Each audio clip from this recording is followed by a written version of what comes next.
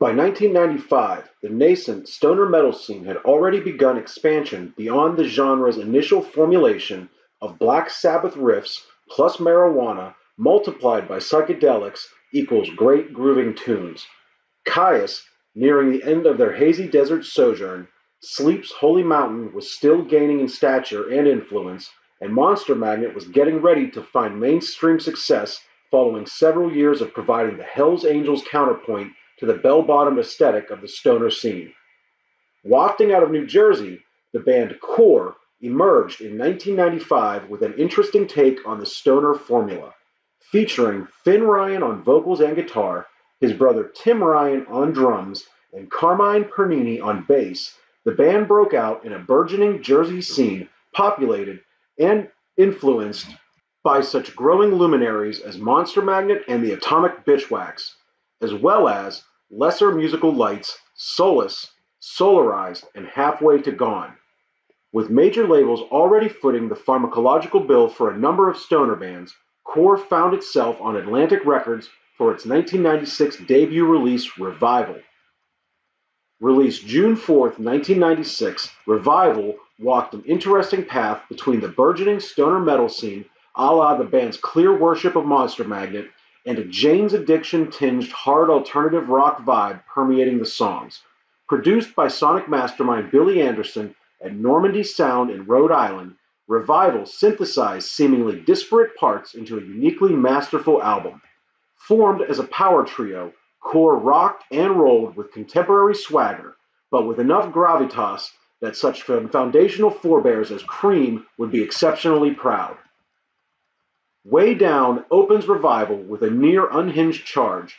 Shades of Hawkwind permeate the song, while Spine of God heaviness arises with insidious understatement, as the album opens with urgent appeal.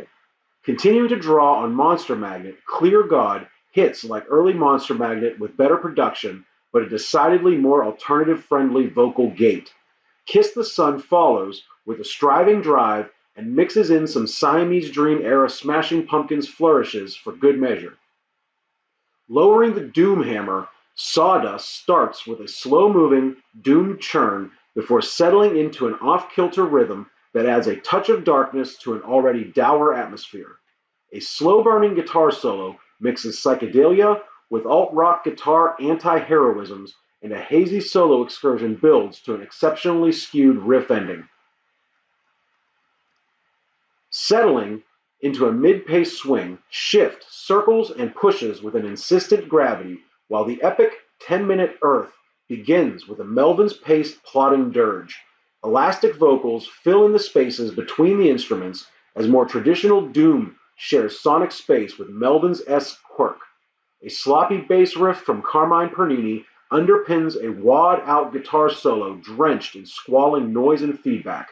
An uptick in the tempo increases the pace for Earth's closing moments, leading to three-piece jam reminiscent of Corrosion of Conformity's mid to late 90s southern-tinged explorations. On Mosquito Song, an ominous, doomed riff slowly overtakes, while Finn Ryan's pleading vocal ebbs and flows in pointed assuredness. The song's final minute or so ratchets up the intensity with a quickening pace before the song's slow-moving tendencies draw Mosquito Song to a wailing close. Easily the most commercial track on this album, Liquid, settles into a standard mid-90s melodic alternative rock formula. Moderate groove and swing on full display, Liquid offers an inoffensive and middle-of-the-road listen compared to the rest of the album. Another creeping and doomed stoner expedition, Black Sand slinks through the speakers with a dank undertone. Finn's vocals slowly cascade with tarred tendencies as Brother Tim's drums skulk with slow-motion grace. Another alternative-tinged guitar solo brings Black Sand to a close before another 10-minute epic begins its inevitable rise. Growing from a discordant guitar plea to a claustrophobic hostile wash, Face slowly wrests itself from the void. With a point focused on the horizon, Face traverses a bleak and monochromatic lament. Moments of festering bass bubble to the surface, and a depth-charging guitar solo alternately careens and exudes through the despondent haranguing din. Closing the album, a hidden track titled Mood Disorder in the Old Man's Store offers a noise-inflected dose of psychedelic frivolity.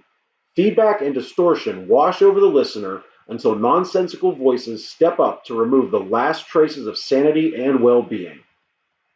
In support of revival, Core hit the road with such contemporaries as Clutch, Fu Manchu, and Orange 9mm.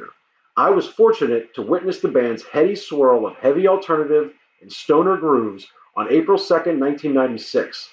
Touring with Clutch, Life of Agony, and Pissed On, the band graced the hallowed confines of Pittsburgh's long-gone graffiti showcase with an excellent set of solid stoner jams. Unfortunately, Life of Agony was forced to drop off the tour before reaching Pittsburgh, but Core made such an impression that I used one of my BMG free CD options on the band's major label debut, Revival. Lackluster label support would prove detrimental to the band, as Atlantic Records would soon drop Core from Atlantic. While stoner rock and stoner metal would never receive the mainstream success that grunge had achieved several years earlier, the lack of major label support would ultimately be in the best interest of the genre. Core would release one more album with independent labels MIA and TP Records, and the entire genre would continue to develop free from the overweening eyes of the major label powers that be. Produced by the band and featuring artwork by Eric Roper, Core's second and final full-length release, The Hustle Is On, was issued on August 17, 1999 by MIA and TP Records. Delving into throwback territory, The Hustle Is On kicks around with a blues-based stomp, eschewing any and all of the contemporary and alternative influences that provided a fascinating palette for the band to explore. This album would find Core doubling down on a vintage blues-based stoner attack. While a decidedly different tone and vibe compared to Revival, The Hustle Is On delivers a rollicking swing with a loose and lethal stomp. A nimble, fuzzed-out foot tapper, the Monolith Problem covers a wide swath to open The Hustle Is On. After the Monolith relays its message, the song advances in diverse fashion as it can seemingly slither in reverse or lurch forward with a quick-paced charge. Ending on an unexpectedly laid-back, lounging blues outro, the Monolith Problem showcases a band on a modified throwback mission. Supernumber follows with Finn Ryan's guitar taking the lead with soaring guitars and swinging rhythms. Racing to the end, Supernumber collapses in a smoldering heap. A brief interlude, LD.5 degrees, offers a quirky respite before Fleetwood tears forth. Like a psychedelic nirvana, Fleetwood teeters on the edge of pulling apart. Squalling leads and a hurried vocal strafe create an uneasy alliance that rakes through the speakers with insistence and intent. On Sarah's Curious Accident, a hypnotizing build starts the song. Tim Ryan's drums pulse under the song's shimmering guitars and entrancing bass. Like dizzying yourself from spinning in circles, the first half's inward circling repetition opens the listener to the second half's enveloping fuzz and invasive vocal intonations. Continuing the interlude from before, number 5 in a series kicks up for a spell before Vacuum Life strides forward. An energetic rave-up, Vacuum Life pounds with a halting anticipation. Psych-drenched guitars wafting in and out harken back to stray elements from 1995's Revival, but without the discordant edge exhibited on such songs as Earth. Square and Round is an instrumental that wanders in and out of periods of lackadaisical stroll and more forceful accompaniment, and Skinny Legs and All drops a raucous number that harangues the listener with a short and whip-quick assault. A final, short interlude, untitled, strafes through the speakers before a mildly western tinge greets Bicycle and Tricycle, which proffers a slow-burning excursion through the musical wild. An ascendant guitar and bass periodically searches the horizon until Bicycle and Tricycle veers off onto another uncharted dusty trail, an enjoyable instrumental that shows how wide a range this band was capable of covering within the broader ranges of stoner rock and metal. Edge City follows the near pastoral Bicycle and Tricycle in frenetic urban rock fashion. Brief detours offer a slow-paced, atmospheric diversion that ultimately brings the song to a close and some psyched out sonic flourishes emerge intermittently to rattle through the eardrum. Closing the album, Blues for Gus, AUH2O, begins by winding through a loose jam to open the song. A near 16-minute epic, Blues for Gus burns like a slow-moving blues ember. A slightly funky odor to the backing rhythm carries through the first 7 minutes of a low-key blues stroll, adding a touch more funk and attitude. The second half of Blues for Gus spirals up and out into the light.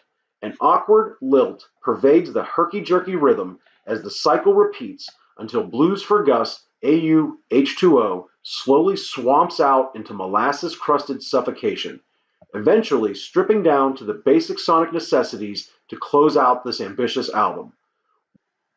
While The Hustle Is On was critically well received and tours with like-minded fuzz acolytes Fu Manchu and post-hardcore rap metal upstarts Orange 9mm would put Core in front of diverse audiences, the band would eventually call it a day in 2000. A small selection of songs found their way to various compilations during the band's career. A non-album track titled Rawlin' appeared on a compilation titled Kill the Rockstar by Tar Records, and the song Vacuum Life was offered on 1997's Welcome to Meteor City compilation from the long-running Stoner and Doom repository Meteor City Records. Vacuum Life would later re-emerge on 1999's The Hustle Is On. Fleetwood, from 1999's The Hustle Is On, is also found on Gorilla Jukebox Volume 1, a compilation from TP Records. Core also recorded a cover of Aerosmith's Soul Saver, retitled Soul Shaker, for an Aerosmith tribute album released in 2000 from Small Stone Records, titled Right in the Nuts, a tribute to Aerosmith. Additionally, a Red Sun compilation from 2001 titled Stone Deaf Forever collected an unreleased track from the band titled The Godfather. Emanating from New Jersey in 1995, Core emerged from the burgeoning stoner metal scene with a fresh take on a still developing style of heavy. Grafting alternative influences onto a stoner doom framework, Core created a unique identity in the slowly codifying stoner genre with their 1996 debut album Revival. 1999's The Hustle Is On would show the band delving into the blues-based roots of stoner rock and emerging with an album of smoldering jams and foot-stomping rockers. Exhibiting a wide-ranging palette of sonic textures, Core would leave behind 2 full-length releases as well as a scattering of compilation appearances during their brief 5-year run. While drummer Tim Ryan would ultimately retire from music, bassist Carmine Pernini would seemingly disappear from the music scene. An internet search does turn up a Reverend Carmine Pernini at Zion Evangelical Lutheran Church of Rahway, New Jersey, but no further information is available to confirm or deny his current status. However, Finn Ryan, the band's vocalist and guitarist, would go on to join fellow New Jersey stoners the Atomic Bitchwax in 2005, replacing Monster Magnet's original guitarist Ed Mundell in the long-running stoner rock institution for their 2005 album 3. As part of the Atomic Bitchwax, Finn Ryan continues to shape the sonic cosmos with his explosive guitar and hard-driving riffs. Always remember and never forget the impassioned contributions from the gleaming ore of New Jersey's stoner sons, Core.